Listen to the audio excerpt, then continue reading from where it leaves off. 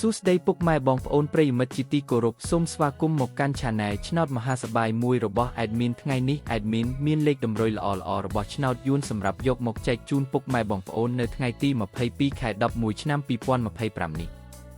ដូចនេះ Admin មិនចង់ចាយពេលវេលារបស់ពុកម៉ែបងប្អូនយូរតោះយើងមកតាមដានលេខតម្រុយឆ្នោតរបស់យើងទាំងអស់គ្នាសម្រាប់លេខតម្រុយ2លេខមានលេខ54លេខ62និងចុងក្រោយលេខ48សម្រាប់លេខតម្រុយអូស2លេខមានលេខតម្រុយទី1អូស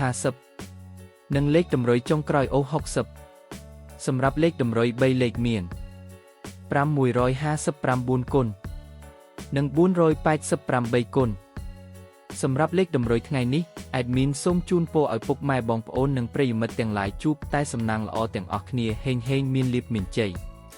ជាចុងក្រោយសូមកុំភ្លេចជួយចុច Subscribe និង Comment ហើយដាក់សញ្ញារូបកណ្ដឹងដើម្បីជាការផ្ដល់កម្លាំងចិត្តមកកាន់ Admin ជាពិសេសងាយស្រួលតាមដានវីដេអូថ្មីៗនិងលេខតម្រុយល្អៗជាប្រចាំថ្ងៃជាមួយ Admin សូមគោរពលាពុកម៉ែបងប្អូនពី Admin ឆ្នោតមហាសប្បាយមួយសូមសំណាងល្អទាំងអស់គ្នាសូមអរគុណ